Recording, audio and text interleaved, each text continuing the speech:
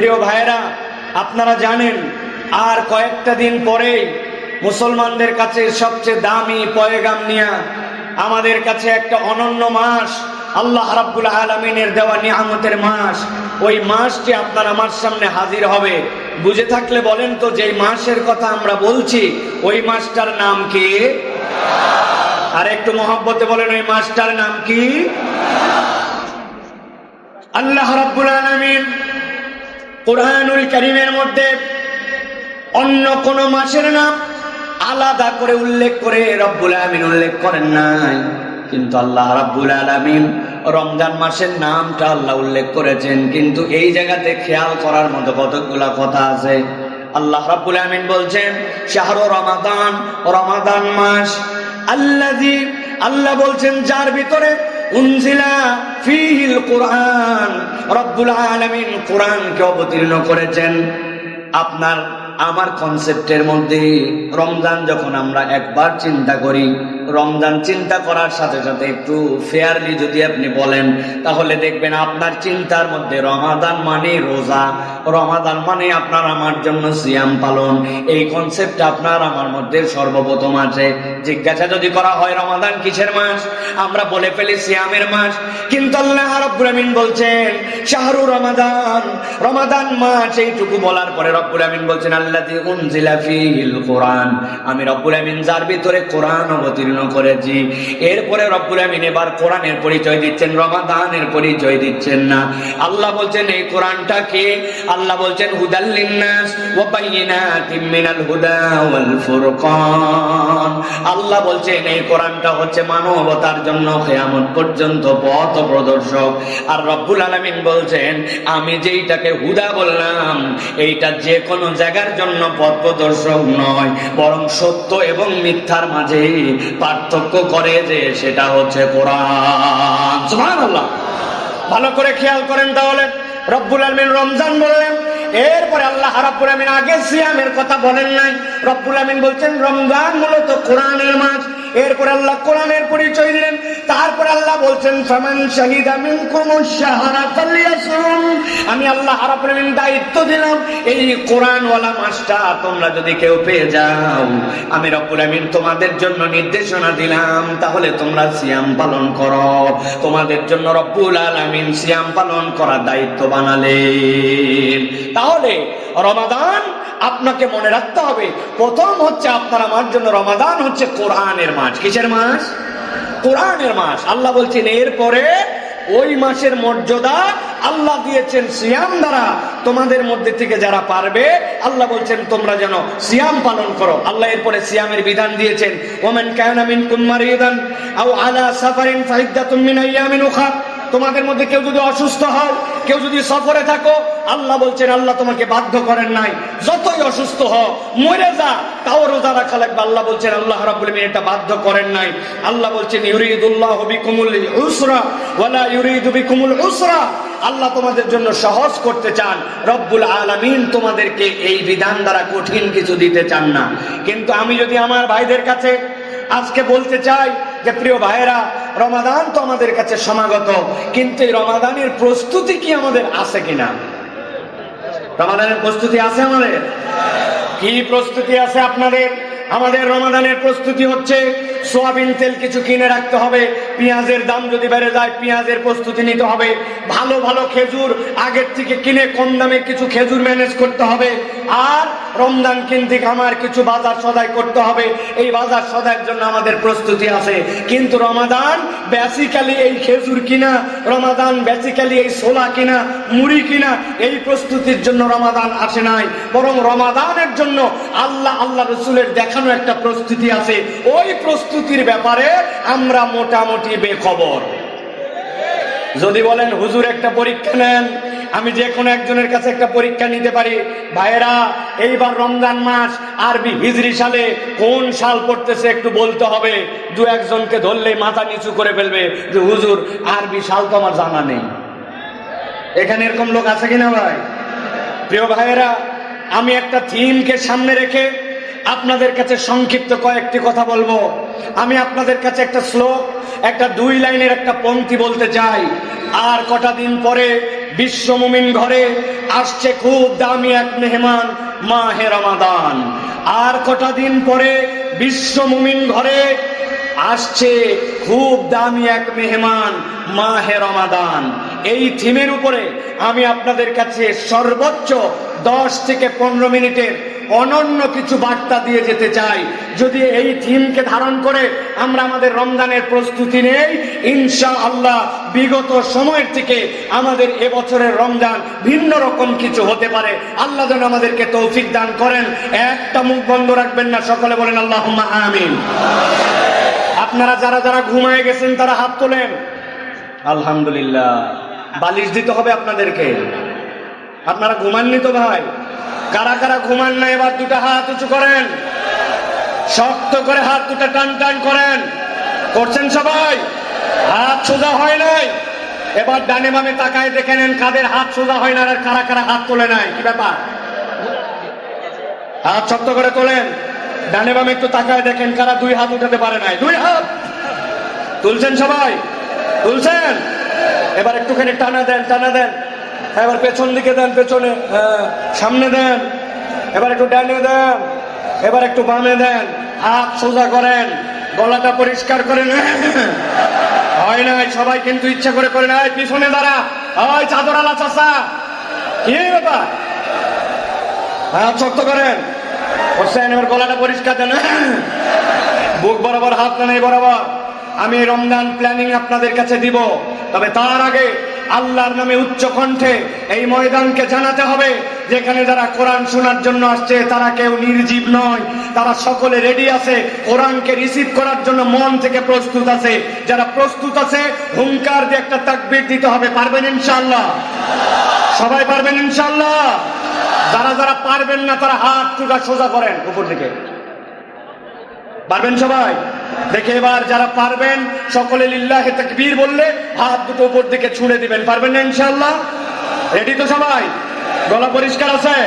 দেখে এটা তাকবীর দেন। লিল্লাহে তাকবীর, লিল্লাহে তাকবীর। আল কোরআনের আলো, আল হাদিসের আলো। তোমার নেতা আমার নেতা, তোমার নেতা আমার নেতা। আলেম ওলামা যেখানে, আল্লাহর আইন যেখানে, লিল্লাহে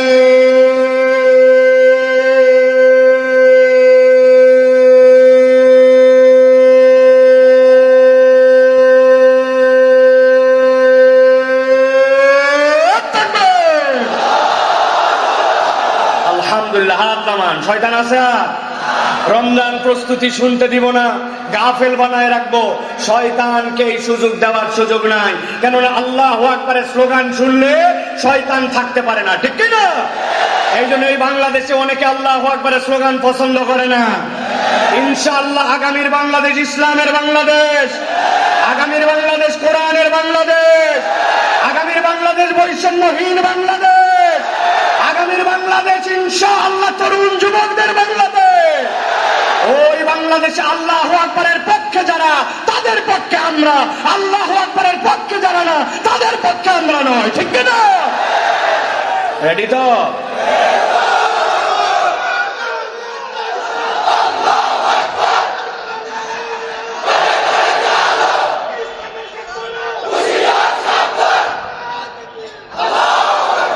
আলহামদুলিল্লাহ।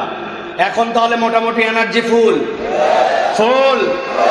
আমরা তাহলে এখন মূল আলোচনায় প্রবেশ করি। আর কটা দিন পরে বিশ্ব মুমিন ঘরে আসছে খুব দামি এক মেহমান, মাহে রমাদান। প্রিয় ভাইয়েরা, আমরা যদি একটুখানি লক্ষ্য করি তাহলে আমরা যদি আমাদের কোনো মেহমান এরকম যদি থাকেন যিনি বিদেশে থাকেন অথবা অনেক দিন পর আমাদের বাড়িতে আসতেছেন, আপনি খেয়াল করলে দেখবেন ওই মেহমান যদি আপনার ব্যক্তিগত পছন্দনীয় আপন আত্মীয় হয় তাহলে ওই মেহমানের জন্য আপনার একটা প্রস্তুতি আছে, আছে কিনা? কি ধরনের প্রস্তুতি নেন? আপনার মেহমান যত আপনার আপন হবে, আপনার মেহমান যত আপনার পছন্দনীয় হবে, তার জন্য আপনার প্রস্তুতি তত হবে। ব্যক্তিগত মেহমানের প্রস্তুতি ব্যক্তিগত হবে, কিন্তু ওই মেহমানটা যদি রাষ্ট্রীয় মেহমান হন, কোন দেশের প্রেসিডেন্ট হন, কোন সংঘের প্রধান হন, কোন জায়গার দায়িত্বশীল হন, তাহলে ওইটা তখন আর ব্যক্তিগত গণ্ডির মধ্যে থাকে না, ওটা সামগ্রিকভাবে রাষ্ট্রীয় পর্যায়ে চলে যায়। তখন তার প্রস্তুতিও বড় হয়, তার জন্য ওই আয়োজনটাও বড় হয়, ঠিক না? আমরা যদি তাকাই তাহলে আমরা দেখব আমাদের যে কোনো পছন্দনীয় মেহমানের জন্য আমরা 5 ধরনের পদক্ষেপ নিয়ে থাকি। 1 নম্বর, আমরা মেহমানের জন্য রিসিপশন তথা তার জন্য একটা অভ্যর্থনার ব্যবস্থা করি। কিভাবে অভ্যর্থনার ব্যবস্থা করি? মেহমান একজন আসবে, এয়ারপোর্টে নামবে, তার জন্য একটা গাড়ি ঠিক করে রাখা, ড্রাইভারের নাম্বার নিয়ে রাখা, ওই মেহমানের যেন কষ্ট না হয় তার জন্য আপনার একটা সামগ্রিক প্রস্তুতি থাকা, বাড়িটাকে গুছগাছ করার চেষ্টা করা, আপনার বাড়িটা যেন একটু মাকড়সা মুক্ত হয়, আপনার বাড়িটা যেন একটু ড্রেসিংটা দেখতে সুন্দর হয়, প্রয়োজনে আপনার বাড়ির সামনে সিজনাল 2টা ফুলের গাছ লাগায়া অন্তত বাড়িটা যেন একটু দেখতে সুন্দর হয়, বাথরুমে যেন টিসিমিস না হয়, বাথরুমটার মধ্যে একটা সুগন্ধ লাগাই দেওয়ার জন্য চেষ্টা করা হয়, বাথরুমটা পরিষ্কার করা হয়, ট্যাঙ্কিতে পানি রিজার্ভ আছে কিনা, আসার পরে যেন কষ্ট না পায়, গিজারটা ঠিক আছে কিনা, মানে আমার সাধ্যের মধ্যে আমি তার জন্য এমনকি অনেক সময় ডাইনিং টেবিলের উপরের যে ম্যাটটা থাকে ওই ম্যাটটাও মেহমানের ভ্যারাইটি বুঝে চেঞ্জ করি। 1 নম্বরে তাহলে অভ্যর্থনা। 2 নম্বরে মেহমানের জন্য আমরা থাকার ব্যবস্থা করি। মেহমান যখন আসবে আপনি থাকার জন্য চিন্তা করেন, আপনার মেহমান যেন থাকার ক্ষেত্রে কোনো কষ্ট পায় না। আপনি দেখবেন মেহমানের জন্য চাদরটা পরিষ্কার করো, থাকার রুমের যদি পা পোস্টটা ময়লা হয়ে থাকে পা পোস্টটা পরিষ্কার করার জন্য আপনি চেষ্টা করেন। আপনি যদি চিন্তা করেন বাথরুমের স্যান্ডেলটা কেমন জানি ক্ষয়ে গেছে, বাথরুমের স্যান্ডেলটা প্রয়োজনে একটা নতুন স্যান্ডেল ব্যবস্থা করো, অথবা তোয়ালা যেটা দেওয়া হয়েছে তোয়ালাটা কালো হয়ে গেছে, তোয়ালাটা সুন্দর করে, আরে পর্দাগুলো এখন পর্যন্ত কি ময়লা হয়েছে, অনেকদিন ধোয়া হয় নাই, দামি একটা মেহমান আসতেছে, বাড়ির পর্দাগুলো অন্তত পক্ষে ধোয়ার জন্য চেষ্টা করো। তার মানে যেই মেহমান আসবে ওই মেহমানের অভ্যর্থনার পরে আপনি তার জন্য একটা থাকার উন্নত আপনার সাধ্যের মধ্যে ব্যবস্থা করেন, ঠিক না? 3 নম্বরে যদি আমরা দেখি তাহলে আমরা দেখব ওই মেহমানের জন্য খাওয়ার ব্যবস্থা করি। আমি গরিব হতে পারি, আমার সাধ্য কম হতে পারে, কিন্তু মেহমান যেটা পছন্দ করেন এরকম পছন্দনীয় একটা খাবার তার জন্য তুলে দেওয়ার জন্য চেষ্টা করি, একটা ভালো মাছ কেনার জন্য চেষ্টা করি, যেই খাবার খেলে তিনি তৃপ্তি পাবেন এরকম চেষ্টা করি। অন্য সময় সালাদ হয়তো অত মনোযোগ দিয়ে বানাই না, শশা কেবল চাকচাক করে কাটলাম, টমেটো চাকচাক করে কাটলাম, কিন্তু মেহমান ভিআইপি, এই জন্য সুন্দর করে ঝুরি ঝুরি করে কেটে টমেটোর সাথে দিয়া সালাদ মিশায়া সাথে লেবুর আয়োজন করে, মানে তিনি যেন খেয়ে তৃপ্তি পান ওই রকম করে তার জন্য আমি খাদ্যের আয়োজন করি। গরিবও যদি হয় পাশের বাসার থেকে একটা ডিম চেয়ে নিয়েছে, অনেক সময় বাঙালি মেহমানদারি করে, এই অভ্যাস আমাদের আছে, তাহলে তার জন্য আমরা একটা খাওয়ার ব্যবস্থা করি। 4 নম্বর কি করি? আমরা তার বিনোদনের দিকে খেয়াল রাখি। বিনোদন মানে কি? বাড়িতে ওয়াইফাই লাইনটা 2 মাস বেতন দেওয়া হয় নাই, টাকা দেওয়া হয় নাই জন্য কেটে দিছে, মেহমান আসবে ইন্টারনেট ব্যবহার করা লাগতে পারে, এই ইন্টারনেটের লাইনটা ঠিক করতো। বাড়িতে উনি পেপার পড়ার অভ্যাস থাকতে পারে, তার জন্য একটা ডেইলি দৈনিকের ব্যবস্থা করো। বাড়িতে হয়তো বা টিভি বা কোনো একটা মাধ্যম আছে যেখানে হয়তো কিছু দেখবেন উনি, ওই টিভিটা একটু ঝিরঝির করে, উনি হয়তো ওইটা দেখবে, এই জন্য ওইটা আপনি অনেক সময় ঠিক করার জন্য চেষ্টা করেন। তার বাচ্চা কাচ্চা আসতেছে, ওই বাচ্চা কাচ্চার জন্য আপনার কোনো একটা এন্টারটেনমেন্টের ব্যবস্থা থাকে।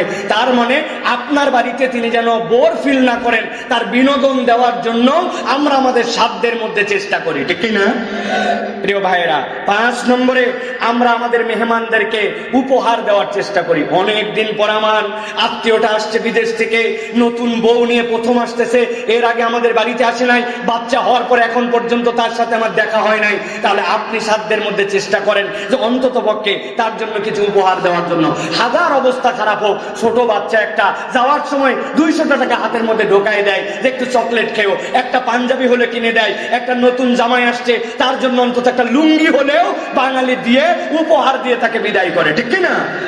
আর যদি ওই মেহমান অনেক উপহার নিয়ে আসে আপনার তখন আরো চিন্তা হবে, হায় হায় আমার জন্য বিদেশ থেকে আসছে, সাবান আনছে, শ্যাম্পু আনছে, প্রত্যেকের কথা মনে করে করে জামা কাপড় আনছে, আবার হাতের আংটি আনছে, গলার জন্য ছোট বাচ্চার চেন আনছে, তাহলে কেবল লুঙ্গি দিয়ে বিদায় করলে হবে না, একটু ভালো করে তার জন্য উপহার দিয়ে বিদায় করার জন্য চেষ্টা, এটা মানবীয় গুণাগুণের অংশ। 6 নম্বরে যেই মানুষটা চলে যাচ্ছে তার জন্য আমরা একটা বিদায়ী সংবর্ধনা দেই। বিদায়ী সংবর্ধনার সবচেয়ে নিম্ন রূপ কতটুকু হয়? লিফটের থেকে নেমে অন্তত পক্ষে তার গাড়িতে উঠানো পর্যন্ত আপনি আগায় যান, জড়ায় ধরে বলে আবার আসবেন, কিন্তু ভালো করে মেহমানদারি করতে পারলাম না। আর যদি রাষ্ট্রীয় মেহমান হয় তাহলে রাষ্ট্রীয় মেহমান তার বিদায়ের জায়গা পর্যন্ত যে তাকে সি অফ করে বিদায় করার পরে হাত দিয়ে তাকে ইশারা করে তারপরে তাকে সম্মানের সাথে বিদায় করে। আমরা যদি খেয়াল করি তাহলে অভ্যর্থনা, থাকার ব্যবস্থা, খাওয়ার ব্যবস্থা, বিনোদন, উপহার এবং বিদায়ী সংবর্ধনা, এই বিষয়গুলি আমাদের মেহমানের সাথে আমরা করে থাকি, ঠিক কিনা? প্রিয় ভাইয়েরা, আমরা কি থিম বলেছি? আমরা বলেছি আর কটা দিন পরে বিশ্ব মুমিন ঘরে আসছে খুব এক দামি মেহমান, মাহে রমাদান। মাহে রমাদান আমাদের জন্য কিরকম মেহমান? এই মাহে রমাদান এমন মেহমান যে মাহে রমাদান আপনার আমার জন্য ইতকুম মিনান নিরান নিয়ে আসবে, জাহান্নাম থেকে আপনাকে আমাকে মুক্ত করবে, আল্লাহর পক্ষ থেকে রহমত নিয়ে আসবে, বরকত নিয়ে আসবে, মাগফিরাত নিয়ে আসবে। যেই বান্দা এক অক্ষর পড়লে তার জন্য 10 সওয়াব হতো, আল্লাহর বান্দা ওই রমাদানের মতো ওইটা 700 গুণের বেশি পেয়ে যাবে। এমন এক রাত আল্লাহ রাব্বুল আলামিনের মধ্যে দিয়েছেন, ওই বান্দা এক রাত্রে ইবাদতে কমসে কম 84, উপরে তার জান্নাতে যাওয়ার জন্য যতটুকু লাগে ততটুকু পর্যন্ত রব্বুল আলামিন তাকে দিয়ে দিবেন। এই রকম মাহে রমাদান আপনার আমার জন্য শয়তানকে আটকায়া জাহান্নামের দরজা বন্ধ করে জান্নাতের দরজা খুলে আপনার জন্য এরকম এক ভিআইপি মেহমান আসতেছে। জিজ্ঞাসা করতে চাই যে এই মেহমান এত কিছু নিয়ে আপনার কাছে আসতেছে, তার অভ্যর্থনা কি হবে, তার থাকা কি হবে, তার খাওয়া কি হবে, তার বিনোদন কি হবে, তার উপকার কি, উপহার কি হবে, আর তার বিদায়ী সংবর্ধনা কি হবে? এ বিষয়ে কি আপনার আমার কনসেপ্ট ক্লিয়ার আছে? একটু আগে আপনাদের কাছে জিজ্ঞাসা করেছিলাম রমজানের প্রস্তুতি আছে কিনা। আছে মানে ছোলা কিনে ফেলছি হুজুর, এই বছর আল্লাহর দয়ায় পেঁয়াজের দাম কম, তাও 5 কেজি পেঁয়াজ কিনে রাখছি। সোয়াবিন আমার বউ আগের থেকেই বলছে দাম বাড়ে কি কমে জানি না, পেঁয়াজি যেহেতু ভাজাই লাগবে, আর বাঙালির পেঁয়াজি বেগুনি না হলে ইফতারি হবে না, ওতে 10 কেজি সোয়াবিন রেডি, আমার রমাদান শুরু। তাই না ভাই? চলেন এবার একটু হিসাব মিলায় দেখি। রমাদান আমাদের কাছে আসতেছে, এই রমাদানের অভ্যর্থনা আপনার আমার জন্য কি হবে? রমাদান তো সেরকম কোন রাষ্ট্রদূতের মতো শরীর নিয়ে আসতেছে না, অথবা রমাদান তো তার আক্ষরিক কোন অবয়ব নিয়ে আমাদের কাছে আসতেছে না। কিন্তু এই রমাদানের অভ্যর্থনা কি হবে? যেরকম আমি আমার বাসা গুছাই, যেরকম আমি আমার বাসার জন্য প্রস্তুতি নেই, যেরকম আমার ভ্যাসটার মধ্যে একটা ফুল রেখে দিয়ে অন্তত পক্ষে মেহমানের জন্য আমার ফুলদানিটা সাজানোর চেষ্টা করি, আমার জন্য তার বাড়ির সামনে ফুল লাগানোর চেষ্টা করি, বাথরুমের দুর্গন্ধ দূর করার জন্য চেষ্টা করি, তোয়ালাটা পরিবর্তন করার চেষ্টা করি, এটা মেহমানের জন্য অভ্যর্থনা। তার জন্য এয়ারপোর্টে তার গাড়িতে আসার জন্য যেন কোনো সমস্যা না হয় ড্রাইভারের নাম্বারটা পর্যন্ত হোয়াটসঅ্যাপ করে দিয়ে রাখি। কিন্তু আমার রমাদানের অভ্যর্থনা আমার জন্য কি হবে? প্রিয় ভাইরা, রমাদানের অভ্যর্থনা হচ্ছে মুমিন জীবনের হৃদয়ের মধ্যে একটা ব্যাকুলতা থাকবে। রমাদান আসতেছে, ওই রমাদানের জন্য সে দিন গুণা শুরু করবে। নবী করিম সাল্লাল্লাহু আলাইহি সাল্লামের ব্যাকুলতা ছিল 2 মাস আগের থেকে নবীজি দোয়া করতেন, আল্লাহুম্মা বারিক লানা ফি রজব ওয়া শাবান ওয়া বাল্লিগনা ফি রমাদান। হাদিসের মধ্যে আসতেছে নবী করিম সাল্লাল্লাহু আলাইহি সাল্লামের সাহাবায়ে কেরাম 6 মাস পার হয়ে যাওয়ার পর থেকে রমজানের জন্য প্রহর গুনতে শুরু করতেন। রমজানের জন্য আপনার অভ্যর্থনা, আপনার মনের তামান্না, আপনার তাড়না, এটা প্রত্যেক ইমানদারের মধ্যে থাকতে হবে। রমাদান যেদিন শুরু হলো সেদিন থেকে আপনি শুরু করলেন এরকম নয়, বরং আপনার হৃদয়ের মধ্যে এটার জন্য আকর্ষণ থাকতে হবে। আর সর্বশেষ এই রমাদানের জন্য একটা আকর্ষণ, একটা অভ্যর্থনা আপনাকে দিতেই হবে। আল্লাহর নবী যেটা মিস করতেন না, কিন্তু আমরা জীবনে যেটা একবারও দেই না, সেটা হচ্ছে যখন রমাদানের চাঁদ ওঠে। নবী করিম সাল্লাল্লাহু আলাইহি ওয়াসাল্লামের দোয়া ছিল আল্লাহু আকবার, আল্লাহুম্মা আহিল্লাহু আলাইনা বিল আমনি ওয়াল ঈমান ওয়াস সালামাতি ওয়াল ইসলাম। আল্লাহর কাছে নবী করিম সাল্লাল্লাহু আলাইহি ওয়াসাল্লাম যখনই চাঁদ উঠতো বলতেন, আমার রব বড়, হে আল্লাহ আমি আপনার কাছে বলতেছি, আল্লাহ এই চাঁদের ভিতরে আমার ঈমানের নিরাপত্তা দেন, আমার জন্য নিরাপত্তা দেন, আমার আমলের নিরাপত্তা দেন। ওয়া তাওফীক লিমা ইউহিব্বু ওয়া তারদা, আল্লাহ আপনি যেটা পছন্দ করেন, আপনি যেটাতে খুশি হন, ওইটা বেশি বেশি করার তৌফিক দান করেন। আর হে চাঁদ, জেনে রাখো আমি তোমাকে বলতেছি, রব্বি ও রব্বুক আল্লাহ, তোমার রব আল্লাহ, আমার রব আল্লাহ। সুবহানাল্লাহ। নবী করিম সাল্লাল্লাহু আলাইহি সাল্লাম সব সময় রব চাঁদ উঠলে নবী করিম সাল্লাল্লাহু আলাইহি ওয়াসাল্লাম দোয়া করতেন। আপনার আমার এরকম কোনো চিন্তা নাই, বরং আমরা টিভির উপর নির্ভর করে আছি। এই চাঁদ দেখা গেছে নাকি? হেলাল কমিটিরা নির্ভর করে আছে ওই জায়গায়, হেলাল কমিটি বানাইছে কেবলমাত্র নাস্তা করার জন্য, এছাড়া কোনো কাজ নাই। তারা হেলাল কমিটির অপেক্ষায় আছে আমরা, কখন টিভিতে চাঁদ উঠবে, কখন জানা যাবে। এক বন্ধু আবার এশার নামাজের পরে বলছে যে চাঁদ উঠে গেছে কিন্তু খবর আছে, তারাবির জন্য দৌড় দে। তখন ওই ব্যক্তি পেরেশান হয়েছে। অথচ চাঁদ দেখার যে একটা আমল, ওটা যে রমাদান রমাদানের জন্য অভ্যর্থনা, বাচ্চা কাচ্চা সকলকে নিয়ে যাওয়া, চাঁদ দেখা, চাঁদের দোয়া শেখানো, চাঁদ দেখার জন্য, তাহলে বোঝা যাবে যে আপনি রমাদানের প্রস্তুতি আছে আপনার মনে। সে আপনার জন্য ক্ষমা নিয়ে আসতেছে, সওগাত নিয়ে আসতেছে, মাগফিরাত নিয়ে আসতেছে। এখন থেকেই তাহলে দিন গণনা করে রমাদানের জন্য অপেক্ষা করা, ওই মেহমানের জন্য আপনার হৃদয়ের মধ্যে তামান্না, প্রস্তুতি নেওয়া, ওই রমাদানকে টার্গেট করে প্ল্যানিং করা, এইটা হচ্ছে রমাদানের জন্য অভ্যর্থনা। মনে থাকবে? মনে থাকবে প্রিয় ভাইয়েরা? 2 নম্বরে, রমাদানের মধ্যে, রমাদান আসছে, এখন মেহমানের জন্য আপনি থাকার ব্যবস্থা করবেন। রমাদানকে আপনি কি খাওয়াবেন? বড় বাপের পোলায় খায়, ঢাকার লোক খায় বিখ্যাত ইফতারি ভাই। আপনারা মনে করতেছেন মাটন রোস্ট আর বিভিন্ন ধরনের চপ, স্বামী কাবাব, স্ত্রী কাবাব, হাঁড়ি কাবাব, বটি কাবাব, দাও কাবাব, কোদাল কাবাব আছে না ভাই? আপনি চিন্তা করছেন হ্যাঁ হ্যাঁ হ্যাঁ আমার রমাদানকে আমি এইগুলা খাওয়াবো। জি না, রমাদান আপনার এটা খায় না। রমাদানের খাদ্যকে ভালো করে জেনে রাখেন। আপনি যদি আপনার রমাদানকে সুন্দরভাবে খাওয়াতে চান, তাহলে আপনার সালাদকে সুন্দর করতে হবে। কেননা যার সালাদ সুন্দর, রমাদানে তার খাদ্য তত সুন্দর। আপনার সালাদ, আমরা যদি একটুখানি তাকায় দেখি, আমাদের সালাদ হচ্ছে সফটওয়্যার সালাদ। ওই সালাতের শুরুর থেকে দাঁড়ায় গেলাম আল্লাহু আকবার বলে, অটোমেটিক এরপরে চালু হয়ে গেল আলহামদুলিল্লাহ রাব্বিল আলামিন। মন সেটা আমার নরসিংদীতেই যাক আর কুমিল্লাতেই যাক, আমার রেলগাড়ি চলতেছে নামাজের।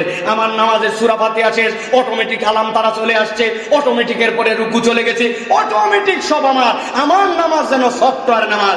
আমার নামাজের মধ্যে আমার কোনো চিন্তা নাই, ভাবনা নাই, পরিকল্পনা নাই। এমনকি আমার নামাজ যে ঠিক হচ্ছে কিনা এইটাও কোনোদিন চিন্তা করি নাই।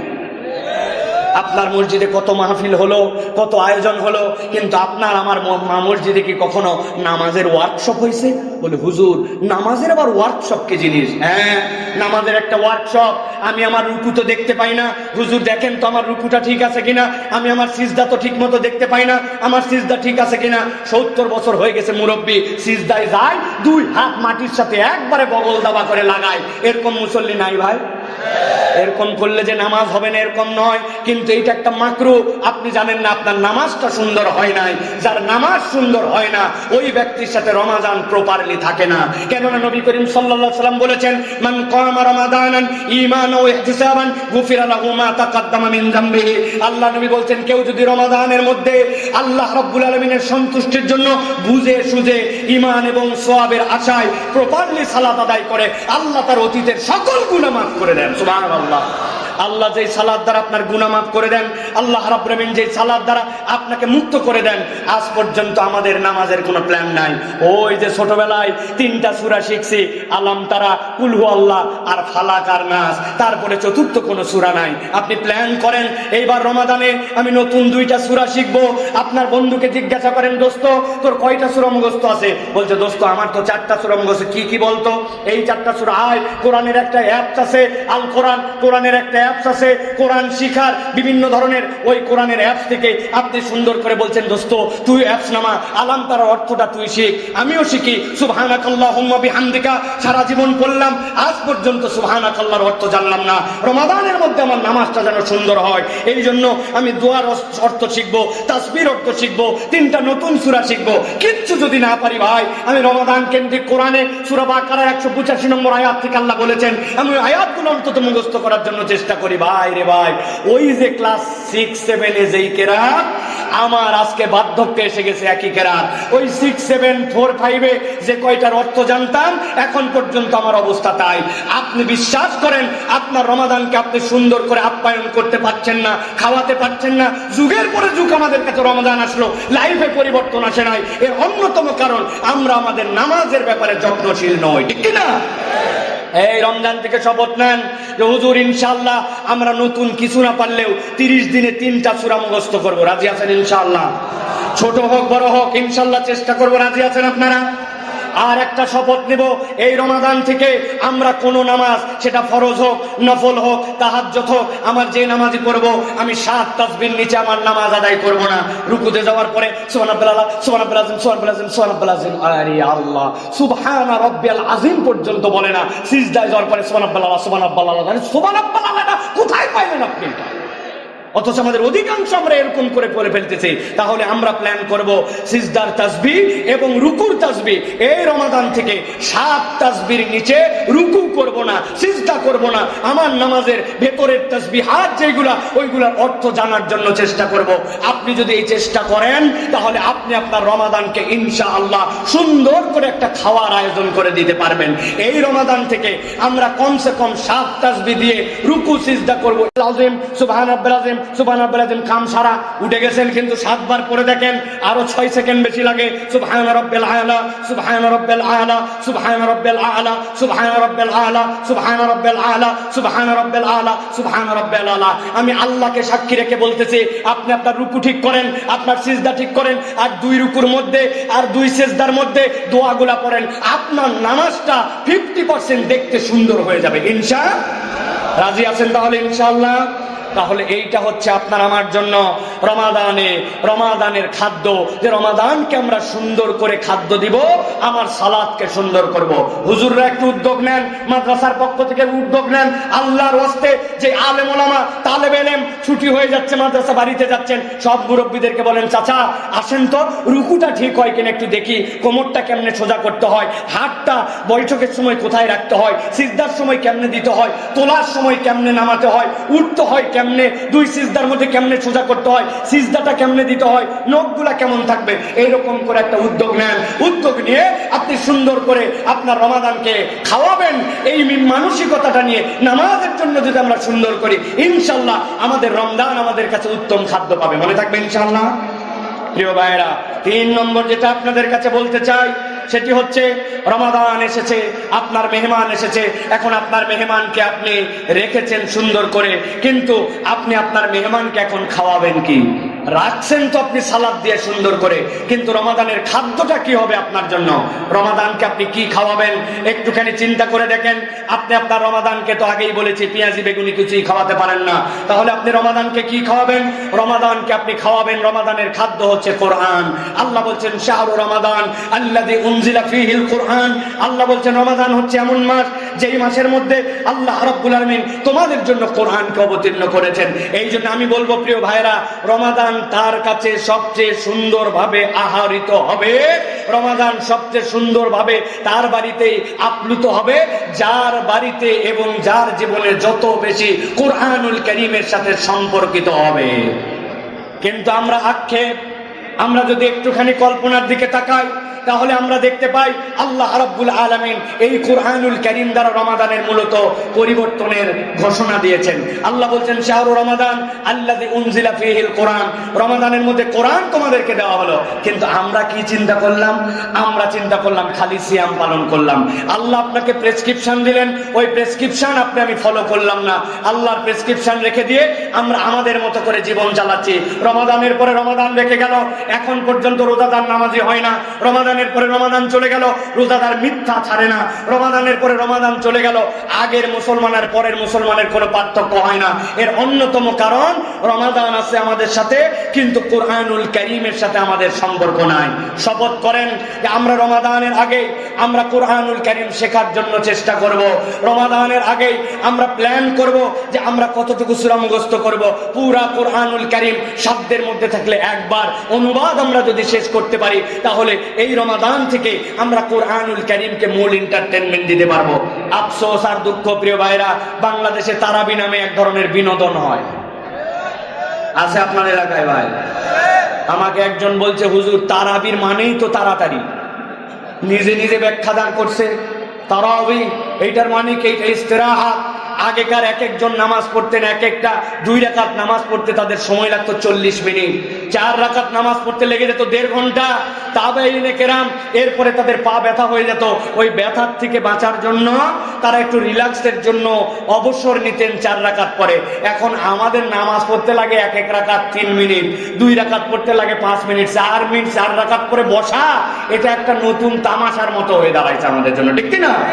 হ্যাঁ, বসি আমরা, সমস্যা নাই, কিন্তু আমাদের নামাজের তেলাওয়াত যেন সুন্দর হয়। আমাদের যারা হাফেজে কোরআন আছেন তারা যেন সুন্দর করে তেলাওয়াত করে। অতএব আপনার রমাদানকে যদি আপনি সুন্দর করে মেহমানকে সম্মান দিয়ে খাওয়াতে চান, তাহলে আপনার কোরআনকে সুন্দর করতে হবে। কোরআন যার যত সুন্দর, রমাদান তার তত সুন্দর।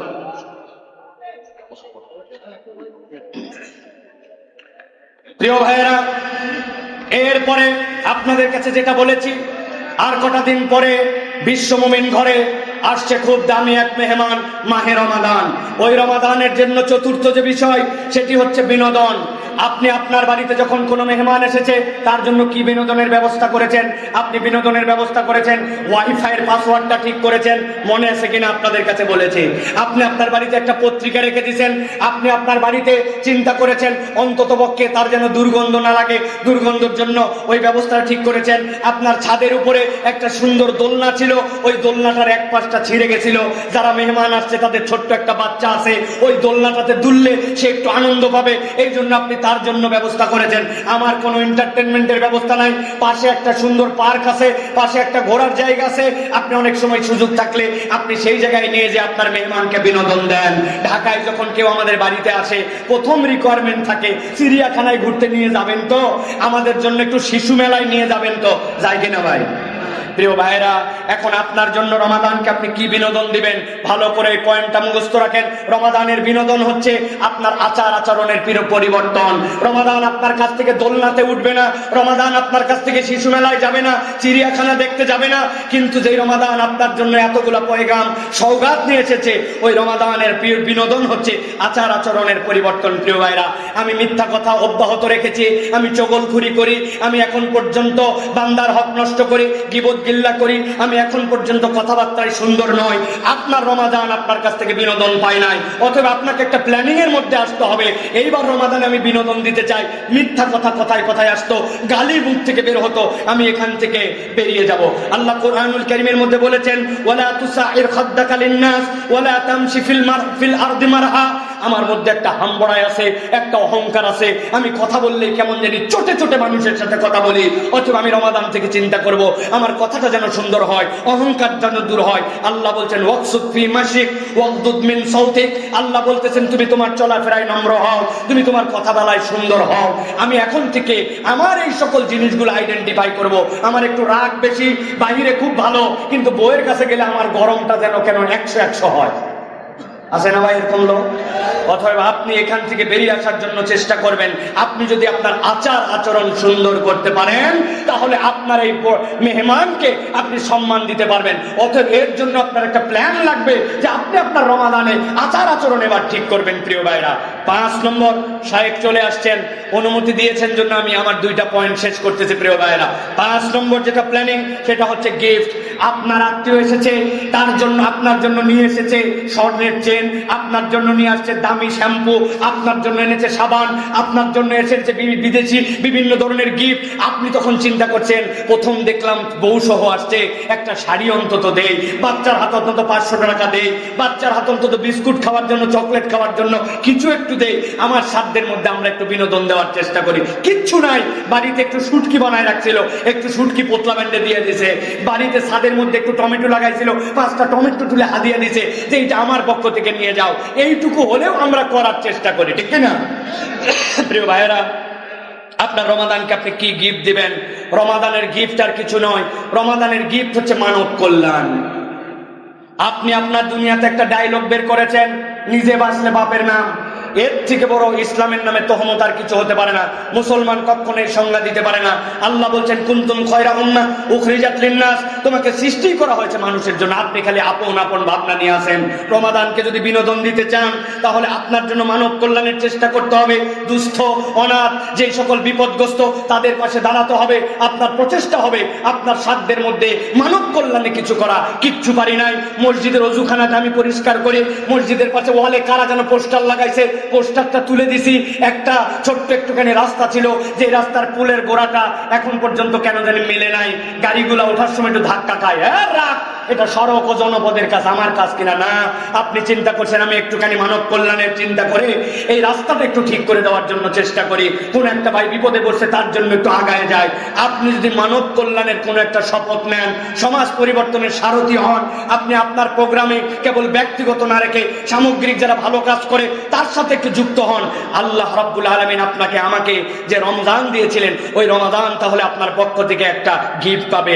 এই জন্যই বলা হচ্ছে ইন্নাহা হাযা কানা লাকুম জাযাআন ওয়া কানা সা'য়ুকুম মাশকুরা। তোমাদের মধ্যে থেকে ওই প্রচেষ্টা, যেই প্রচেষ্টাগুলো আল্লাহ পছন্দ করেন, ওইটা করলে তুমি আল্লাহর কাছেও প্রশংসিত হবে, আল্লাহ সেটা কৃতজ্ঞতার সাথে স্মরণ রাখবেন। কোন কাজ? যেটা তার বান্দার কল্যাণের জন্য বান্দা করে। অতএব এই রমাদানে আমাদের প্রস্তুতির একটা অংশ হচ্ছে রমজানকে গিফট দেব মানব কল্যাণ দিয়ে। সর্বশেষ যেটা বলতে চাই, প্রিয় ভাইরা, রমাদানকে আমরা বিদায় দিব, আমাদের বিদায় দেওয়ার সময় সংবর্ধনা দেই। কি বলেছিলাম? কিছু দূর আগায় যায় অন্তত পক্ষে তাকে একটা বিদায় দেওয়ার জন্য চেষ্টা করি না ভাই? রমাদানের বিদায় কি হবে? রমাদানের বিদায় আর কিছু নয় প্রিয় ভাইরা, রমাদানের সবচেয়ে বড় সম্পদ, ইমানদারের সবচেয়ে বড় হাতিয়ার, সেটা হচ্ছে রমাদানের বিদায় হচ্ছে উত্তম দোয়ার প্র্যাকটিস করা। এই পয়েন্টে কথা বললে আপনারা মনে কষ্ট পান প্রিয় ভাইরা। আমরা আল্লাহর কাছে ফেরতও আসি না, আল্লাহর কাছে আমরা দোয়াও করি না, অথচ আল্লাহ বলছেন আফালা ইয়াতুবুনা ইলাল্লাহ ওয়া ইস্তাগফিরুনাহু, তোমরা কি আল্লাহর কাছে ফেরত আসবে না এবং তার কাছে ইস্তেগফার করবে না? আপনি আমি আল্লাহর কাছে দোয়া করি আর ইস্তেগফার করি। আমি শত জায়গায় বলি, এই দোয়া, এই ইস্তেগফার অনেক সময় এটা স্বয়ং আমাদের জন্য বেয়াদবি হয়। আল্লাহ চাইতে বলছে কেমনে আর আমি চাই কেমনে? আমার চাওয়ার সাথে আল্লাহর যে বলে দেওয়া পদ্ধতি তার কোনো মিল নাই। ভালো করে খেয়াল করেন, এই পয়েন্টটা মাথার মধ্যে ঢুকায় রাখেন। আপনি নামাজের মধ্যে আল্লাহর কাছে সালাম ফিরিয়েছেন, ফেরার পরে আল্লাহর কাছে তাসবিহ হাতের পরে দোয়া করবেন। কে হিসাব বেয়াদব আমরা? হাত তুলতে দেরি রব্বানা আছে কিনা ভাই? আছে। আপনি এই যে কি বলে আল্লাহর কাছে চপাত করে মারিয়ে দিলেন। আপনি বলছেন রব্বানা যালামনা আনফুসানা ওয়া ইল্লাম তাগফির লানা ওয়া তারহামনা লানাকুনান্না মিনাল খাসিরিন। আল্লাহ, আমার গুনাহ, আমার অপরাধ, আমার ভুল, এর কোনো শেষ নাই। আই রব, তুমি আমাকে ক্ষমা করে দাও। আপনি একবার চিন্তা করেন তো, যেই কথা বলে আল্লাহর কাছে আপনি দোয়া করলেন, ওইটার মধ্যে কোনো রকম কিছু এই যে মারলেন, এইটাই যদি আপনি শাহেখ আহমদুল্লাহ এখানে উপস্থিত, আপনার কোন একটা সমস্যা, এই সমস্যার জন্য আপনি তার কাছে গেছেন যে শাহেখ আপনার কাছে আমার কথা আছে, শাহেখের পিএস বলছে থামা, আগেই যাওয়া যাবে না, সিরিয়াল আছে। উনি বলতেছে আমার কথা বেশিক্ষণ লাগবে না, আমার রেডি আছে কথা, আমার ছেলের একটা চাকরি দরকার, শাহেখের পরিচিত অমুক আছে, তার কাছে আমি একটুখানি নিবেদন দিবার জন্য আমি শাহেখের কাছে জাস্ট খালি আর্জিটা দিব। আপনি ঘরের মধ্যে অনুমতি পাইছেন, ঢোকার সাথে সাথে সালাম দিচ্ছেন, আসসালামু আলাইকুম শাহেখ, আপনি কেমন আছেন? আমার ছেলেটা কিন্তু অনার্স মাস্টার সবগুলো ভালো রেজাল্ট করছে, তার জন্য একটা চাকরির দরকার, মেহরবানি করে আপনি 2-4টা চাকরির ব্যবস্থা করে দেবেন। গেলাম, আসসালামু আলাইকুম। শাহেখ ডাক দিয়ে বলবে, আমার কোন পিএস এই লোককে ঢুকাইছে, ওর চাকরি আগে দূর করা দরকার। কোন ব্যক্তির মাথা ঠিক আছে আর ঠিক নাই, যাকে তাকে আমার কাছে কেন আসতে দাও? আর এই লোকটা যদি আপনার মন্ত্রী হয়, তার কাছে যে আপনার কোন একটা নিবেদন আছে, আপনি মন্ত্রীর কাছে গেছেন, যাওয়ার পরে ঢোকাই যায় না, কোনো মতে ঢুকছেন, ঢুকে আপনি মন্ত্রীকে সালাম দিয়ে বলছেন আসসালামু আলাইকুম মন্ত্রী সাহেব, আপনি কিন্তু আমার এলাকা থেকে মন্ত্রী হয়েছেন, আমি কিন্তু আপনাকে মহব্বত করে ভোট আপনাকে দিয়েছিলাম, আমার ছেলের কিন্তু চাকরি জরুরি দরকার, তার কাগজপত্র সব ঠিক আছে, আপনার কাছে দিয়ে গেলাম, আগামী 7 দিনের মধ্যে একটা চাকরির ব্যবস্থা করে দেবেন, আসসালামু আলাইকুম। মন্ত্রী বলবে ধরে একে বান্ধে ফেলা, ঠিক না? আপনি এই জায়গায় জোরে জোরে ঠিক বলতেছেন, কিন্তু আপনি আমি নিজের জীবনে হিসাব মিলাই দেখি আপনার আমার দোয়াগুলো ঠিক এইরকমই। সালাম ফিরালাম অথবা দোয়া করতে মন চাইলে একটু হাত তুললাম, আর হুজুরকে দেখতে পাইছে, হুজুর আমার জন্য দোয়া করবেন, আমার চাকরির জন্য দোয়া করবেন, আমার ছেলের জন্য দোয়া করবেন, আমার ছেলের জন্য হাফেজ হয় দোয়া করবেন, আমার বউয়ের মাজা ব্যথার জন্য দোয়া করবেন। তার দোয়া হুজুর কন্ট্রাক্টরে নিচে, আমি খালি চাওয়ার মধ্যে আছি, নিজের দোয়া আমি নিজে করি না, ঠিক না? ভালো করে বোঝেন, রমাদানের বিদায় হচ্ছে আপনার জন্য একটা উন্নত দোয়া। আপনি আল্লাহর কাছে দোয়া করেছেন, হাত তুলে, আপনার হাত তুলে দোয়া ফুরায় না। আপনি সিজদায় গেছেন, আপনার সিজদায় দোয়া ফুরায় না। আপনি চিন্তা করছেন হুজুর রাব্বানা আতিনা ফিদ দুনিয়া আর রাব্বানা যালামনার বাহিরে তো কোনো দোয়াই জানা নাই, ফুরাবে আবার কেমনে? এ করতে তো 1 মিনিট লাগে না। আমি জিজ্ঞাসা করতে চাই, শালঘরের মুসলমান, আপনি আপনার এলাকার সিএনজি আলার জন্য কোনোদিন দোয়া করেছেন? আপনার এলাকার কৃষকের জন্য দোয়া করেছেন?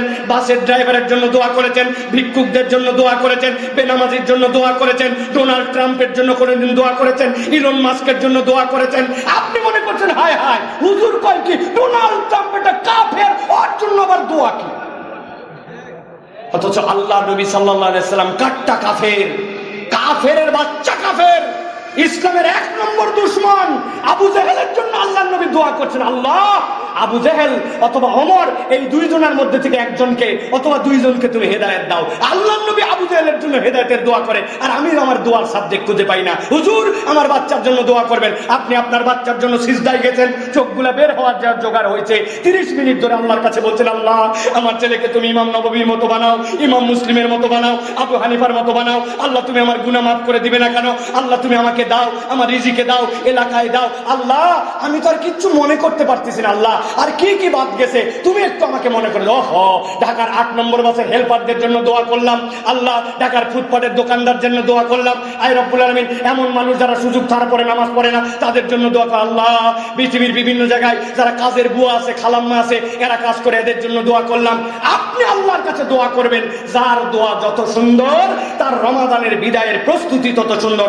আল্লাহ বলতেছেন ওয়া আনিবু ইলা রাব্বিকুম ওয়া আসলিমু লাহু মিন ক্বাবলি আন ইয়াতিয়াকুমুল আযাব সুম্মা লা তুনসারুন। আল্লাহর আযাব এসে যাওয়ার আগে, সময় ফুরাবার আগে আল্লাহর কাছে তোমরা ফরিয়াদ করো। কিন্তু আমরা ফরিয়াদ করি না, আমাদের ফরিয়াদ হচ্ছে একটা আল্লাহর কাছে বেয়াদবির মতো। অতএব প্রিয় ভাইরা, আমি আপনাদের কাছে আবারও বলতে চাই, আর কটা দিন পরে আসছে বিশ্ব মুমিন ঘরে খুব দামি এক মেহমান, মাহে রমাদান। ওই মেহমানের অভ্যর্থনা, থাকার ব্যবস্থা, খাওয়ার ব্যবস্থা, বিনোদন, উপহার, বিদায়ী সংবর্ধনার জন্য প্রস্তুত হই। অভ্যর্থনাটা হচ্ছে আল্লাহর জন্য ব্যাকুল হওয়া, রমাদানের জন্য ব্যাকুল হওয়া। থাকার ব্যবস্থা হচ্ছে তার জন্য সালাত, খাওয়ার ব্যবস্থা হচ্ছে তার জন্য কোরআন, বিনোদনটা হচ্ছে তার আমাদের আচার আচরণ ঠিক করা, গিফট দিতে চাইলে মানব কল্যাণ যুক্ত হওয়া, আর তার জন্য বিদায়ী সংবর্ধনা, আল্লাহর জন্য দিল খুলে খুলে দোয়া করা। নবী করিম সাল্লাল্লাহু আলাইহি ওয়াসাল্লাম বলছেন যে রমাদান পেল আর নিজের গুনাহ ক্ষমা করে নিতে পারলো না, নবীজি বলছেন সে ধ্বংস হোক, রাগিমা আনফু, তার নাক ধুলামলিন হোক। আল্লাহর নবী বলেন না এই কথা, জিবরাইল আমিন বলেছেন, নবী আমিন বলেছেন। নবীর আমিন যদি একবার হয়, ওই দোয়া কখনো ব্যর্থ হয় না। অতএব আসুন আমরা আমাদের এবারের রমাদানটা একটুখানি ব্যতিক্রম করি। ছোট্ট একটা বার্তা, এই কথাগুলি ছড়িয়ে দেওয়ার জন্য চেষ্টা করেন। যতটুকু মনে আছে শোনেন, না হলে আবার শোনেন, নিজে প্রস্তুতি নেন, নিজে একটা খাতা কলম নিয়ে নিজের রমাদানকে সুন্দর করার জন্য উদ্যোগ নেব। কারা কারা এখানে আছেন যারা এবারের রমাদান সুন্দর করার জন্য খাতা কলমে লিখে একটা প্রস্তুতি নেব? আগামীকাল থেকে শুরু হবে। আপনারা সকলে হাত তুলবেন না ভাই, মেহেরবানি। অনেকে আছে গেলে হাত তোলার জন্য রেডি হয়ে আছেন, খবরদার হাত তুলবেন না। আগে বোঝেন যে লিখিতভাবে সুন্দর করে একটা প্ল্যানিং করবো এই রমাদান সুন্দর করার জন্য। যারা লিখবেন তারা কেবল হাত তোলেন,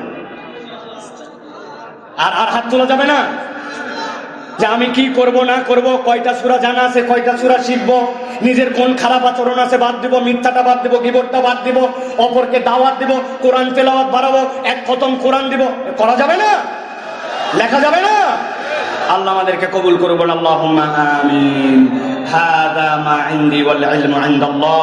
সুবহানাকাল্লাহুম্মা বিহামদিকা।